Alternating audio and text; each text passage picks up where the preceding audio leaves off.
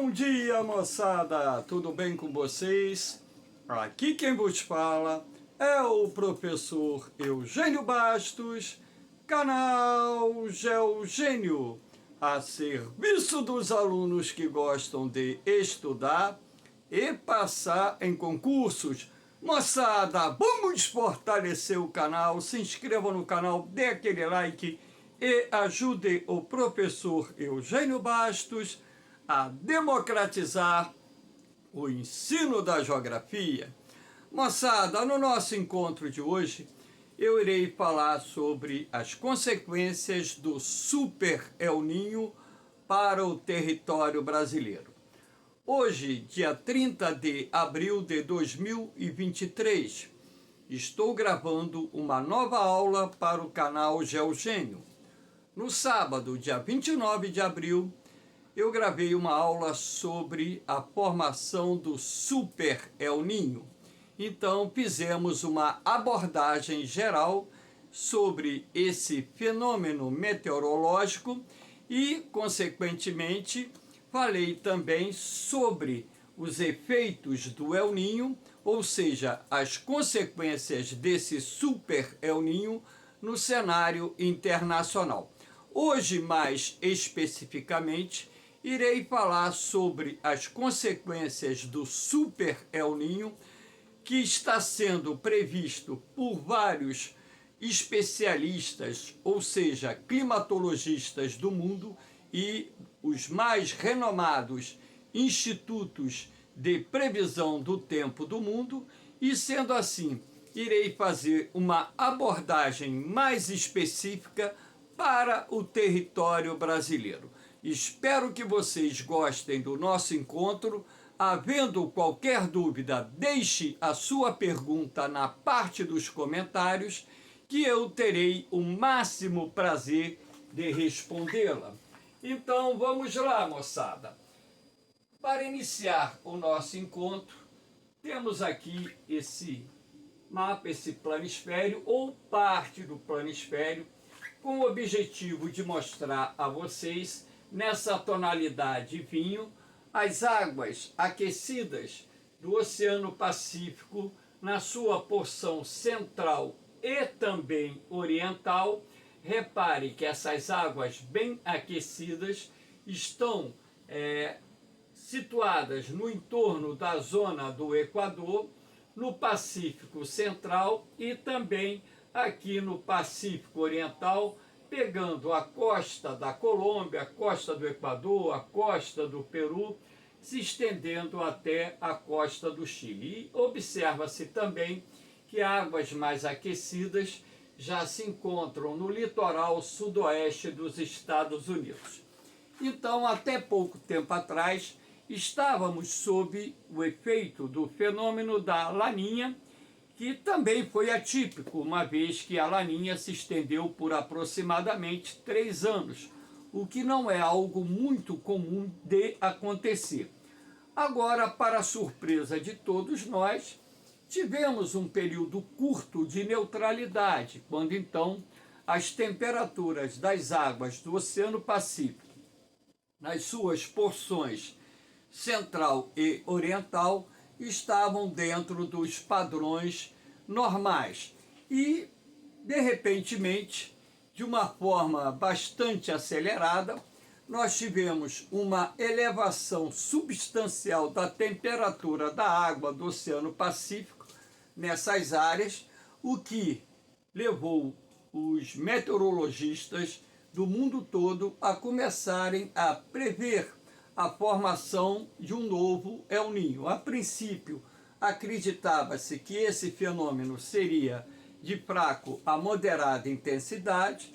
Posteriormente, conforme essa temperatura foi se elevando num ritmo mais acelerado, passou-se a acreditar que esse fenômeno teria de média a forte intensidade. Agora, mais recentemente, nas 2 últimas semanas, principalmente nessas 2 últimas semanas, começou a se ventilar a formação de um Super El Niño que traria consequências adversas em várias partes do mundo e isso, consequentemente, também para o território brasileiro. Então, dentro desse contexto, eu irei falar sobre as consequências desse super El Niño para o território brasileiro e, logicamente, chamar a atenção das nossas autoridades municipais, estaduais e federais para que possam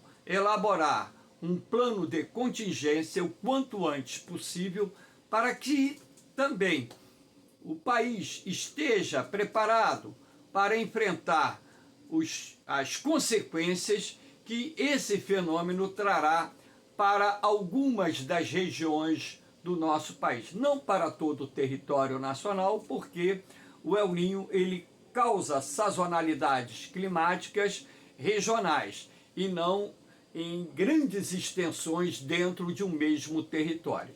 E é em cima disso que as autoridades elas têm que se apoiar na ciência, se apoiar nos alertas feitos pela comunidade científica, não só internacional, assim como nacional, e se preparar, ou seja, elaborar planos de contingência, preparando a Defesa Civil e demais órgãos de cada estado e município para poder enfrentar as adversidades que virão na medida em que esse fenômeno se intensifique ao longo do ano de 2023, havendo uma previsão de que esse fenômeno irá se estender também pelo ano de 2024.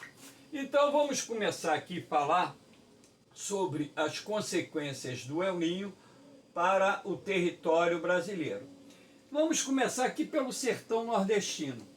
Toda vez que o El Niño se manifesta, há uma tendência de redução das chuvas no sertão nordestino. Lembrando que essa região do território brasileiro já é submetida a secas sazonais. Sendo assim, quando o El Niño se manifesta, nós temos secas mais rigorosas, ou seja, uma redução ainda maior do índice pluviométrico, afetando um grande número de municípios e estados da região.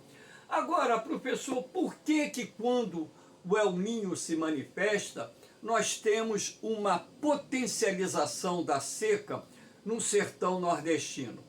Isso se deve principalmente pelo fato de termos o posicionamento de um centro de alta pressão atmosférica sobre o sertão nordestino. Lembrando que os centros de alta pressão atmosférica são áreas anticiclonais, ou seja, dispersoras de vento.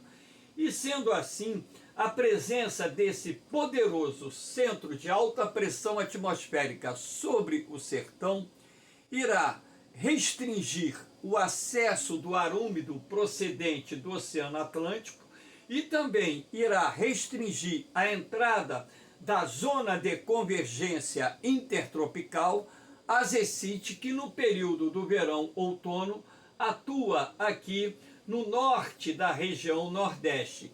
Isso, consequentemente, é a principal causa da redução das chuvas no sertão nordestino durante épocas em que nós temos a manifestação do fenômeno do El Niño.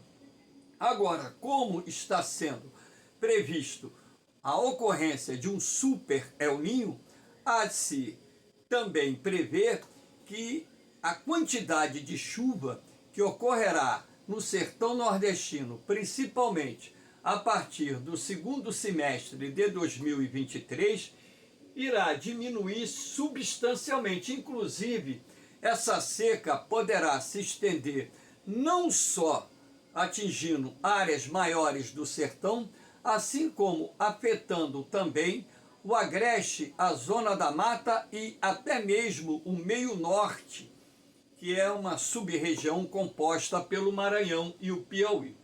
Então, como os centros de alta pressão são áreas dispersoras de vento, e como onde existe um centro de alta pressão atmosférica, o ar exerce o movimento de subsidência, ou seja, descida, Isso acaba inibindo a formação de nuvens de chuva, criando uma cúpula de ar quente, ou seja, um bolsão de ar quente, que reduz ainda mais a probabilidade de condensação do vapor d'água e, consequentemente, da formação de nuvens de chuva, e esses elementos todos combinados explicarão o porquê da redução das chuvas em época de El Niño no sertão nordestino. Então, para que vocês possam ter uma melhor compreensão, vamos utilizar aqui o mecanismo da célula de Walker, que é um mecanismo de circulação atmosférica que ocorre no entorno da região da linha do Equador, ou seja, nas imediações da linha do Equador, onde nós temos uma circulação atmosférica de leste para oeste e também de oeste para leste, dependendo, claro, da pressão atmosférica. Quando a pressão atmosférica está maior no Oceano Atlântico, nós temos os ventos de leste correndo ali nas imediações da linha do Equador em direção ao Oceano Pacífico. Quando a pressão atmosférica está maior nos oceanos Índico e Pacífico e menor no Oceano Atlântico, você tem uma inversão, ou seja, os ventos de leste se enfraquecem, assim como também se enfraquecem os ventos alísios, e nós temos uma inversão da circulação do ar atmosférico, o que restringe a entrada de umidade procedente do Oceano Atlântico, lembrando que do Oceano Atlântico nós temos a formação dos rios voadores ali na sua região equatorial. E, sendo assim, o enfraquecimento dos rios voadores acaba também afetando a quantidade de chuvas na região amazônica, que nós veremos daqui a pouco. Então, para que vocês possam entender, quando o fenômeno do El Niño se manifesta, o que acontece? Você tem um aquecimento anormal da temperatura da água do mar no litoral ocidental da América do Sul. Então, ali naquele litoral do Peru, Colômbia, Equador, a temperatura da água do mar fica bem acima dos padrões normais. Então, essa elevação da temperatura da água do mar na região ocidental, da costa ocidental da América do Sul ou no Pacífico Oriental, fará com que nós tenhamos aqui um movimento ascendente do ar quente e úmido. Então, essas correntes ascendentes acabam contribuindo para a formação dos sistemas convectivos que irão dar origem às nuvens chamadas cúmulos nimbus e também às supercélulas, que são compostas por gigantescas cúmulos nimbus, que irão despejar um grande volume de chuva no litoral ocidental da América do Sul, ali no Equador, na Colômbia, no Peru, até naquela região onde nós temos o deserto do Atacama no norte do Chile. Então, as vertentes da Cordilheira dos Andes voltadas para o Oceano Pacífico também irão registrar um volume de chuvas muito acima da média, causando transtornos nos países que são atingidos por essas chuvas torrenciais. Agora, o que acontece? Esse ar quente e úmido, que levado pelas correntes ascendentes, acabou dando origem às nuvens do tipo cúmulos nimbus, sistemas de tempestades que caem sobre o Oceano Pacífico e que caem na porção ocidental da América do Sul, no norte do Chile, no Peru, na Colômbia e no Equador. Esses ventos quentes e úmidos irão perder umidade em função da precipitação das chuvas torrenciais que irão ocorrer no litoral ocidental da América do Sul e também nos contrafortes ou nas vertentes da Cordilheira dos Andes voltadas para o Oceano Atlântico. Então, pela circulação da célula de Walker, esse ar quente e úmido, ao perder umidade e ao se resfriar, ele vai dar origem a um ar frio e seco que vai cruzar a Cordilheira dos Andes e vai descer nas imediações da Amazônia Oriental e também sobre o sertão nordestino. Como aqui nós estamos falando da seca no sertão nordestino, que é potencializada em épocas de El Niño, então o que acontece? Aqui nós vamos ter a formação de um centro de alta pressão atmosférica, ou seja, uma zona anticiclonal, ou seja, dispersora de ventos, e esse ar frio e seco que desce sobre o sertão irá comprimir o ar quente e seco que se encontra a baixa altitude. Então isso acaba contribuindo para a formação de uma cúpula de ar quente e seco, ou seja, uma cúpula de calor que irá se manter sobre o sertão nordestino numa sequência maior de dias, causando não só temperaturas acima da média, assim como também reduzindo a quantidade de chuvas que cai na região.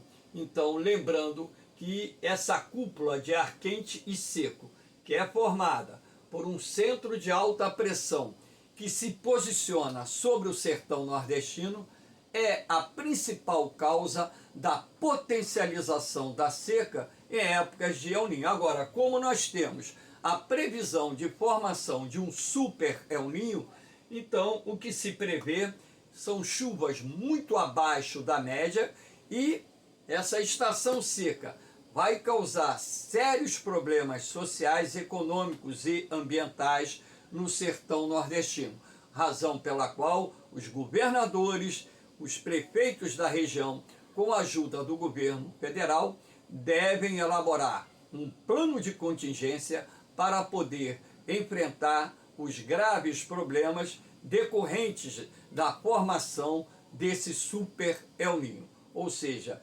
rios secando, açudes secando, os açudes de pequeno, médio porte, né, podendo secar. Os pequenos vão secar, os de médio porte terão a possibilidade de secar ou ficar com um nível de água num patamar muito crítico. E os grandes açudes terão, logicamente, o seu volume de água também reduzido.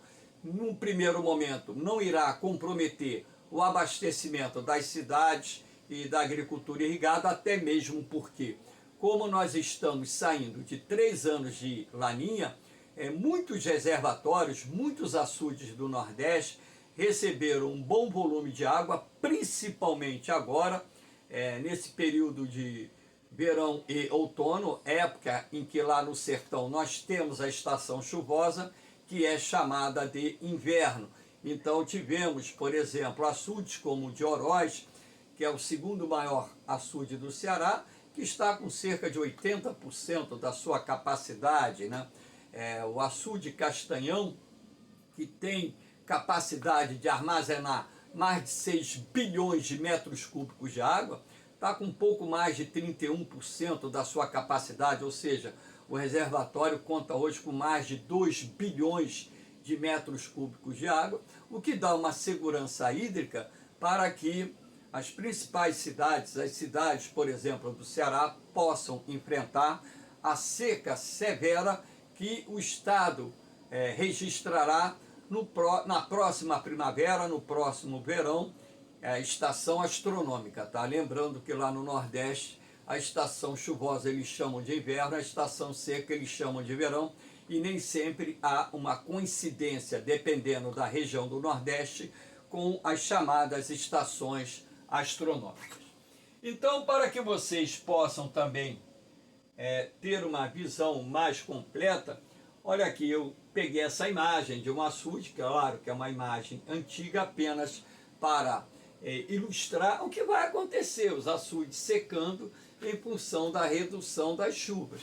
E a seca comprometendo a atividade agrária, que é a principal atividade econômica do sertão.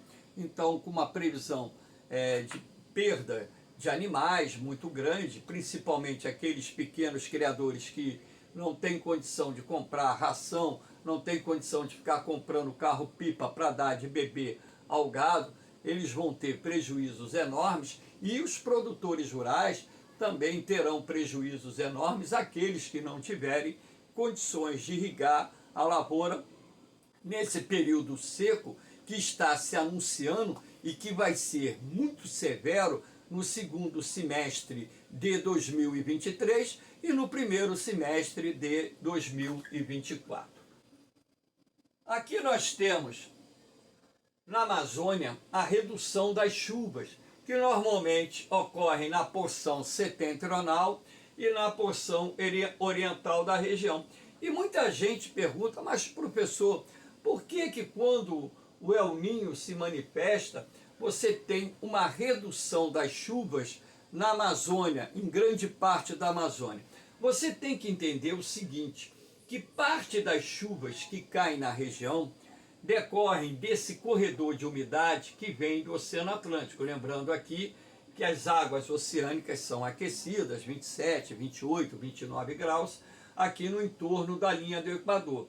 Em razão disso, a evaporação é muito intensa e esses ventos de leste trazem essa umidade do Oceano Atlântico para dentro da Amazônia. Lembrando que esses ventos chegam até aqui no contraforte da Cordilheira dos Andes. Então é o processo de formação daquilo que nós chamamos de rios voadores, que inclusive contornam aqui a Cordilheira dos Andes e posteriormente caminham em direção ao centro-sul do Brasil.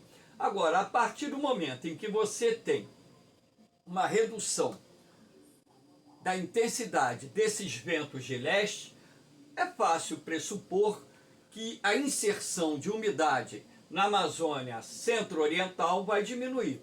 E essa inserção de umidade diminuindo, o ar fica um pouco mais seco, reduzindo a possibilidade de formação de nuvens de chuva. Nós teremos chuvas, claro, mas normalmente essas chuvas em épocas de El Niño ocorrem num patamar, num padrão inferior àquilo que ocorre nos anos de normalidade climática.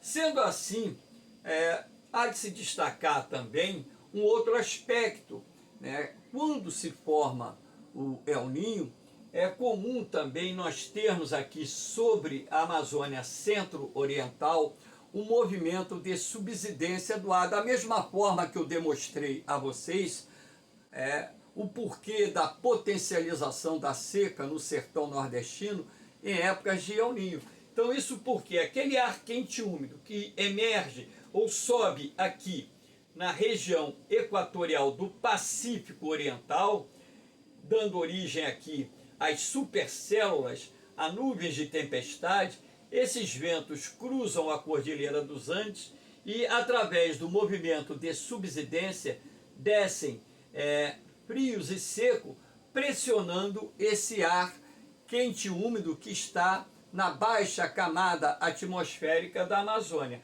Ora, se inibe a subida do ar quente e úmido, nós teremos o quê? A inibição da formação das nuvens de chuva. As células de convecção, elas dependem muito da pressão atmosférica para se formarem. Não é só o calor e a umidade, porque você precisa ter o calor, a umidade e a queda da pressão para que esse ar quente e úmido suba e crie as condições atmosféricas ideais para a formação das nuvens cúmulos-nimbus. Então, se o ar ele está exercendo sobre a Amazônia um movimento de subsidência, o que isso acaba acarretando?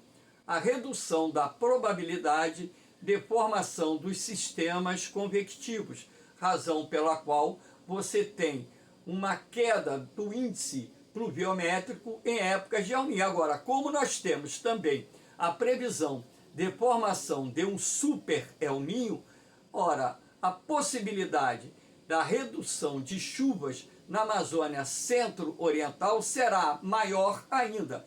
E essa redução da quantidade de chuvas na porção centro-oriental, com a perda de umidade do ar atmosférico, irá criar as condições favoráveis para que ocorram os chamados incêndios florestais, não só aqueles decorrentes da combustão espontânea, como aqueles frutos das queimadas que são realizadas por agricultores e pecuaristas que podem sair do controle e muitas vezes saem do controle, dando origem a grandes incêndios florestais. Então, o que se prevê esse ano para o segundo semestre é a ocorrência de grandes incêndios florestais na Amazônia.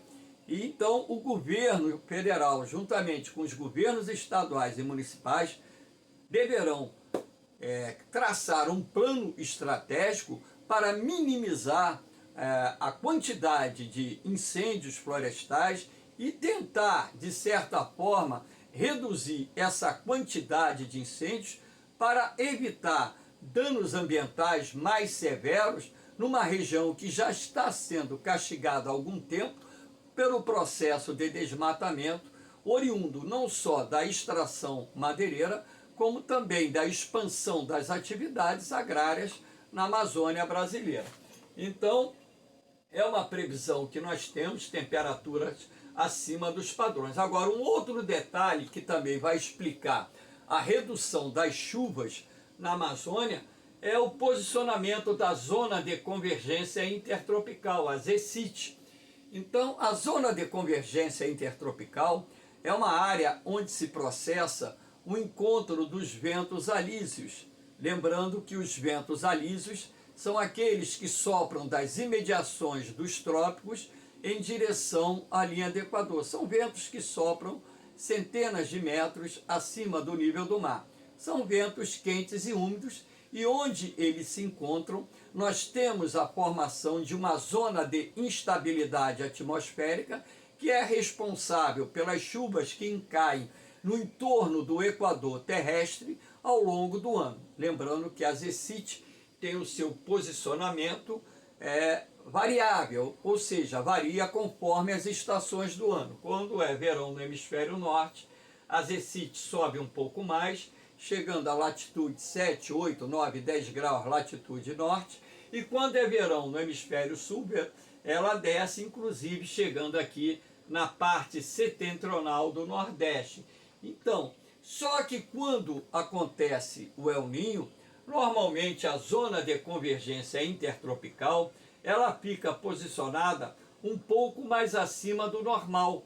Então, esse fato também será utilizado para explicar o porquê da redução das chuvas na Amazônia e também no Nordeste em épocas de El Ninho. Agora, como nós temos a previsão de um super El Ninho, o que nós teremos pela frente é uma redução ainda maior das chuvas e as consequências advindas dessa redução das chuvas, que no caso da Amazônia, além de contribuírem para a elevação da temperatura, teremos uma queda da umidade do ar e esses fatores combinados irão potencializar as queimadas, podendo se transformar em grandes incêndios florestais com impactos socioeconômicos ambientais muito grandes. Já tivemos em épocas passadas, no período de El Ninho, grandes incêndios florestais na Amazônia, que inclusive levou o governo brasileiro na época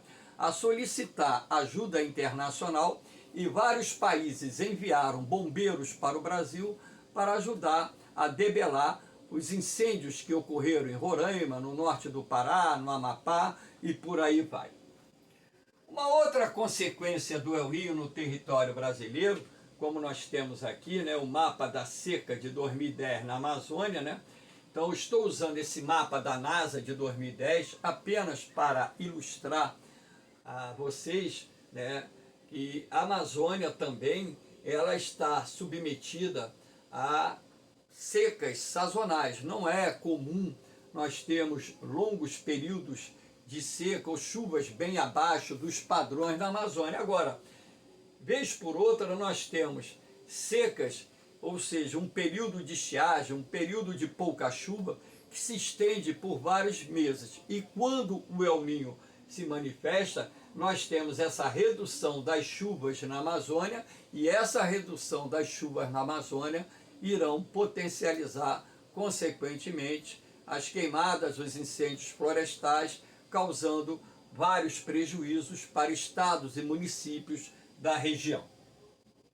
Aqui nós temos É uma imagem, né, de um incêndio florestal na Amazônia, claro que não é uma imagem atual, apenas para simbolizar aquilo que nós teremos pela frente ao longo de 2023, no primeiro semestre de 2024, motivado pela formação desse super El Niño. Pulou aqui, perdão. As chuvas torrenciais no sul do país. Por que que quando o El Niño se manifesta, nós temos chuvas fora dos padrões no sul do Brasil, principalmente no Rio Grande do Sul, Santa Catarina, Paraná? Essas chuvas torrenciais também podem acontecer no sul de São Paulo, no sul do Mato Grosso do Sul. Por que que isso acontece quando o El Niño se manifesta? Porque quando o El Niño se manifesta, nós temos aqui uma corrente de jato de baixo nível que se desloca da Amazônia em direção ao sul do Brasil, trazendo calor e umidade para essa região. Então, esse calor e umidade vindos da Amazônia criam as condições atmosféricas ideais para a formação das supercélulas, das nuvens cúmulos-nimbus, que são responsáveis por chuvas mais fortes, acompanhadas de queda de granizo, rajadas de vento e com potencial de inundação muito grande, causando prejuízos para as cidades, provocando deslizamento de encostas, destruição de pontes, destruição de lavouras, enfim. E na verdade, quando nós temos o El Niño, esses sistemas de tempestades se tornam muito comuns, ou seja, ocorrem com uma frequência enorme, o que isso faz com que os prejuízos se avolumem, não só nas cidades, como também no campo, o que exige também das autoridades locais, municipais e estaduais e das autoridades federais o desenvolvimento de um plano de contingência para poder atender às necessidades, às vítimas daqueles que serão afetados pelas chuvas torrenciais que estarão acompanhadas ou serão provocadas pelo super El Niño. Então, além desse ar quente e úmido que vem da Amazônia, você tem as frentes frias que vêm do sul do continente, e essas frentes frias, elas acabam ficando estacionadas aqui no sul do país. Então, esse corredor de ar quente e úmido, ao encontrar com esse corredor de ar frio e úmido vindo do sul do continente, lembrando que a massa polar atlântica ela sai do seu centro de origem relativamente seca, porém ela absorve umidade no trajeto em direção ao território brasileiro. Por isso que eu estou chamando a atenção que as frentes frias, quando chegam aqui no Brasil, normalmente estão úmidas. Então essa colisão do ar frio e úmido com esse ar quente e úmido procedente da Amazônia irá criar as condições ideais para a formação das supercélulas, das chuvas torrenciais, que irão ter potencial de inundação e destruição bastante significativo. Então essas partes coloridas aqui representam as nuvens, o corredor de umidade vindo da Amazônia e o encontro desse corredor de umidade com a frente fria vinda do sul do continente, que cria as condições atmosféricas ideais para a formação das supercélulas, que são gigantescas nuvens cúmulos nimbus que despejam um volume de chuva absurdo. Aqui nós temos a imagem de uma supercélula, né? Lembrando que essas nuvens, chamadas cúmulos nimbus, elas se formam a mais ou menos 800, 1.200 metros acima da superfície, e o topo dessas nuvens pode ultrapassar 12.000 metros de altitude.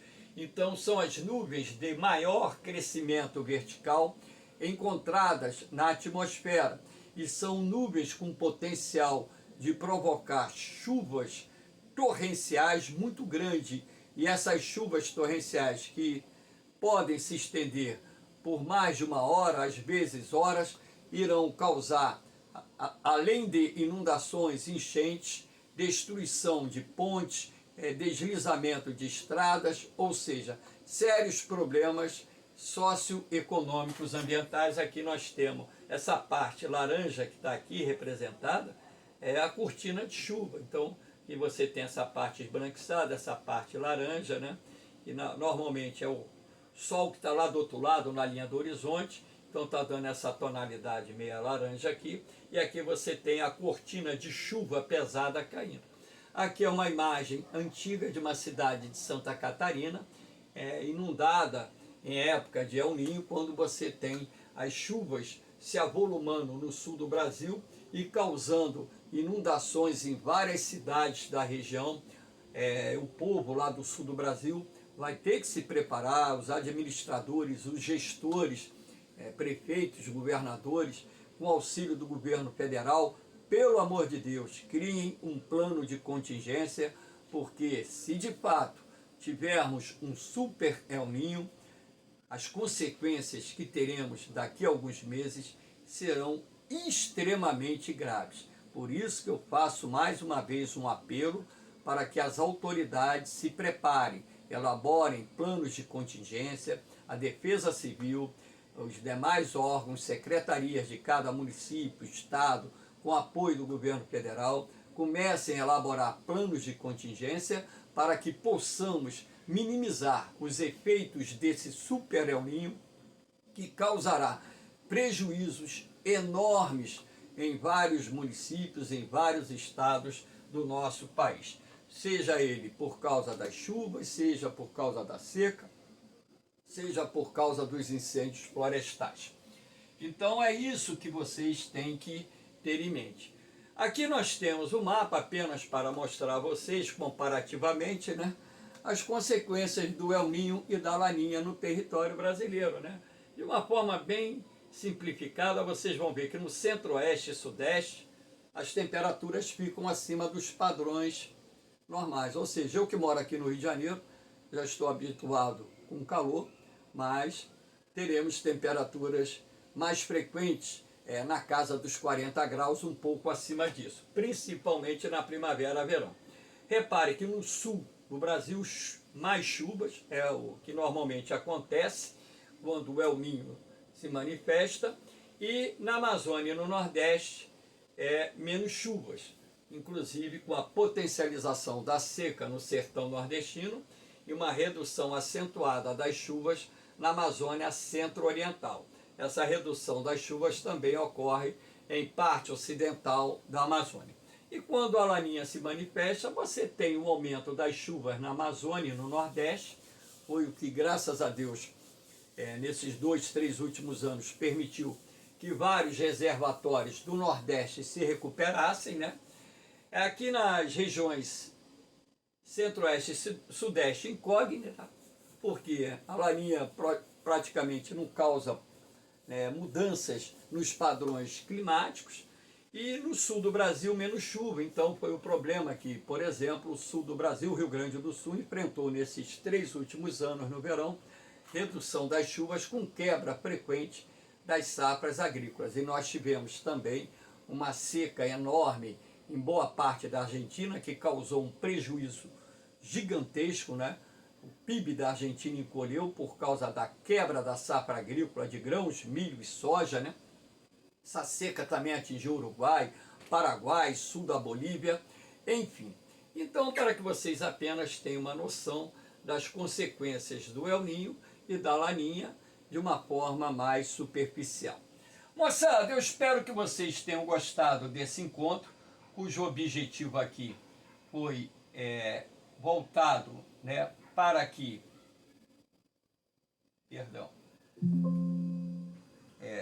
voltado para o entendimento do que nós podemos ter pela frente com a ocorrência desse super El Niño. Então, espero que tenha sanado algumas dúvidas que vocês, porventura, tenham a respeito do que está se anunciando em cima do super El Niño que está se formando.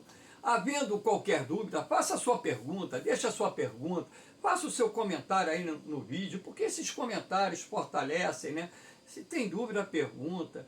Pô, Se tiver que fazer uma crítica, faz uma crítica também. Se tiver que elogiar, elogia, enfim. O canal Geogênio, ele tem por objetivo democratizar o ensino da geografia. Essas aulas são gravadas dentro de um recurso técnico não tão avançado. Eu preparo a aula no PowerPoint, venho aqui, coloco no Smart TV e com isso eu consigo explicar a vocês o tema da aula e dessa forma ajudá-los a se preparar para um concurso militar, para um concurso de vestibular, porque está se falando muito em Super El Ninho. Talvez na prova da SpaceX, talvez não caia. O El Ninho, com certeza, eu acho que tem uma possibilidade muito grande. Agora, como o Super El Ninho está sendo um tema mais recente, pode até ser, caso a prova ainda não esteja pronta, que eles façam uma questão sobre o Super El Ninho. Agora, no vestibular lá na frente, nós teremos várias questões falando sobre isso e com certeza vocês estarão preparados para matar essas questões com o auxílio do canal Geogênio, que foi criado para democratizar o ensino da geografia. E a única coisa que eu peço a vocês é ajudar a divulgar o canal Geogênio para que chegue a um número maior de pessoas. Não pensando na questão da monetização, porque eu tenho dito claramente que o meu objetivo não é ganhar dinheiro no YouTube. E caso o YouTube venha monetizar o canal, eu tenho dito e vou provar. Caso eu comece a receber alguma remuneração do YouTube, todo o dinheiro será revertido a instituições de caridade. Orfanatos, asilos, Hospital do Câncer Infantil, ou seja, serão ações de solidariedade, porque o canal Geogênio não foi criado com fins ou com objetivos financeiros, apenas com o objetivo de democratizar o ensino da geografia. Valeu, moçada! Um beijão no coração de vocês, um forte abraço, fiquem com Deus, eu vou, mas eu volto, hein? Fui!